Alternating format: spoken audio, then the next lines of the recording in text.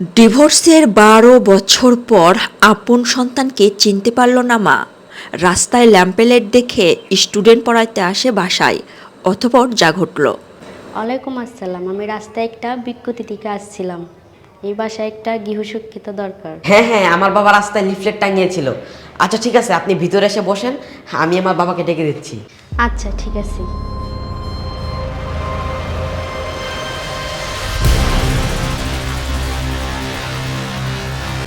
বাবা বাবা, তুমি আমাকে পড়ানোর জন্য লিফলেট টাঙিয়েছিলে না, একজন গৃহশিক্ষিকা প্রয়োজন, ওখান থেকে একজন লোক আসছে। এত সুন্দর বাসা, এই বাসায় যদি আমার চাকরিটা হয়ে যায় তাহলে ভালোই হবে। আমার মার আর কোনো চিন্তাই থাকবে না। ওনাকে বসতে বলেছিস? হ্যাঁ। আচ্ছা ঠিক আছে, তুই তাহলে যা, আমি হাতের কাজটা শেষ করে আসছি। আচ্ছা ঠিক আছে, তাড়াতাড়ি আসো। আচ্ছা আচ্ছা। আসলে আমার বাবা একটু কাজ করছে তো, তাই একটু দেরি হয়ে গেছে।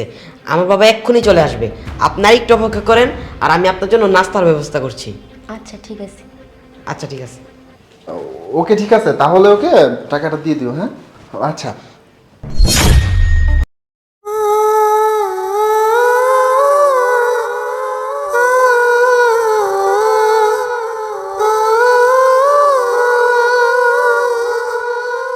এই তুমি শেষ পর্যন্ত তুমি আমার বাসা অবধি চলে এসেছো?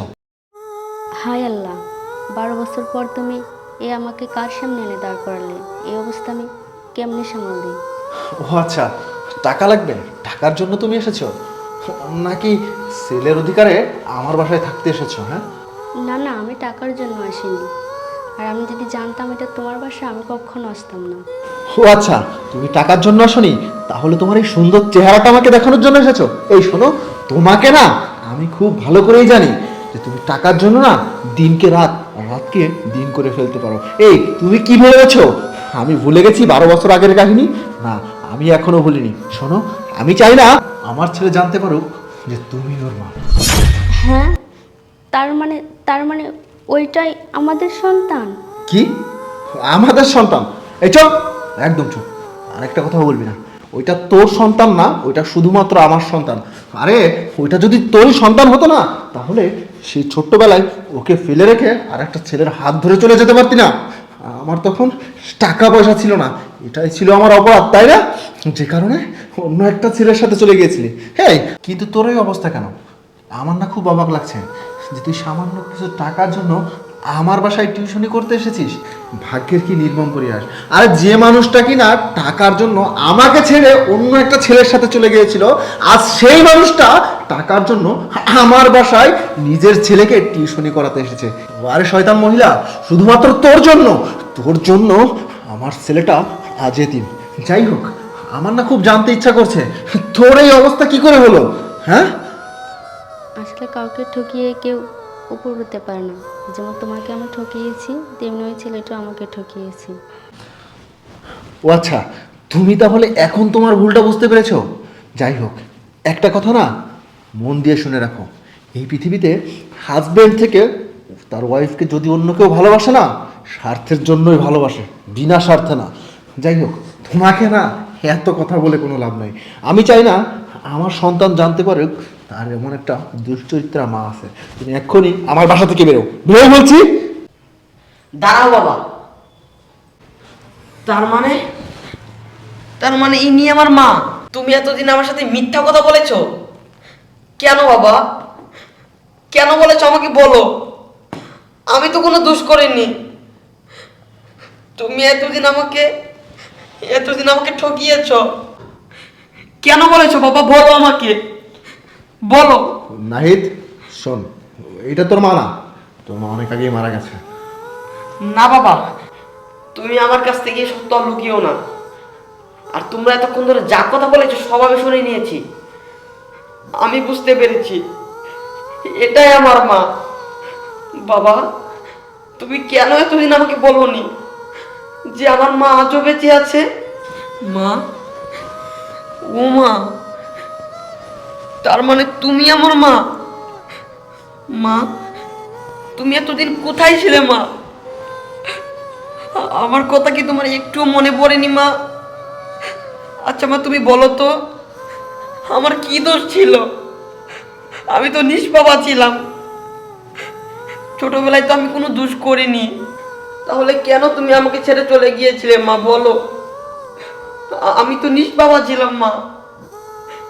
মা, আমি তোমাকে কত বছর পাইনি। তোমাকে দেখার জন্য আমার আমার পড়াটা ছটফট করছিল মা। আমি প্রতিটা সময় প্রতিটা সেকেন্ড তোমার কথাই ভাবতাম যে আমার মাকে আমি একদিন দেখব। আমার বিশ্বাস ছিল আমার মা মরেনি। আজ এটাই সত্য হলো। মা, তুমি আর যেও না মা। আমি তোমাকে আর যেতে দেবো না মা। তুমি থেকে যাও না মা। তুমি আমাকে ছেড়ে আর যেও না মা। আমি তোমাকে অনেক ভালোবাসি মা। নাহিদ, তুই কার কাছে কান্নাকাটি করছিস? আরে, যে মানুষটা কিনা তোকে সেই ছোট্টবেলায় ফেলে রেখে অন্য একটা ছেলের সাথে চলে গিয়েছিল, আর তুই সেই মানুষটার জন্য কান্নাকাটি করছিস? আরে আমাকে তুই ভুল বুঝছিস। তুই যেহেতু সবকিছু জেনেই গেছিস, তাহলে এখানে লুকোনোর আর কিছু নেই। শোন তাহলে, আরে তোর এই গর্ভধারিণী মা না শুধুমাত্র কিছু টাকার জন্য আমাকে ছেড়ে চলে গিয়েছিল। কেন চলে গিয়েছিল জানিস? আরে তখন আমার স্যালারি ছিল মাত্র 5,000 টাকা। আমার কাছে টাকা পয়সা ছিল না, আমার ধন সম্পদ ছিল না, গাড়ি বাড়ি ছিল না, যে কারণে অন্য একটা ছেলের সাথে চলে গিয়েছিল তোকে ফেলে রেখে। আর তুই সেই মাকে পেয়ে আমাকে ভুল বুঝলি বাবা। না না বাবা, আমি তোমাকে ভুল বুঝতে পারি। বাবা, তুমি তো বুঝো মা হারানোর বেদনাটা কতটুকু। আসলে কি বাবা, আমার মা যতই ভুল করুক না কেন, সে তো আমার গর্ভধারিণী মা। আমি তাকে ছাড়তে পারি না। বাবা, তোমাকে একটা কথা বলি, তুমি মাকে রেখে দাও না। মা তোমার সাথে কোনো কথা বলবে না, তোমার কাছে যাবেও না। মা শুধু আমার কাছে থাকবে, আমাকে আদর করবে। আমি স্কুলে যেয়ে বলতে পারবো আমারও মা আছে। বাবা প্লিজ, তুমি যদি সত্যি আমার বাবা হয়ে থাকো, তুমি যদি আমাকে সন্তান বলে দাবি করে থাকো, তাহলে তুমি মাকে মেনে নাও বাবা। আচ্ছা ঠিক আছে, তুই যেহেতু এত করে বলছিস, ও যদি চাই ও আমার বাসায় থাকতে পারে তোর মা হয়ে, কিন্তু আমার ওয়াইফ হয়ে না। Mind it. ঠিক আছে মা। মা, তুমি আমাকে প্রমিস দাও, আমাকে ছেড়ে আর কোনোদিনও যাবে না। তুমি সবসময় আমার মা হয়ে থাকবে।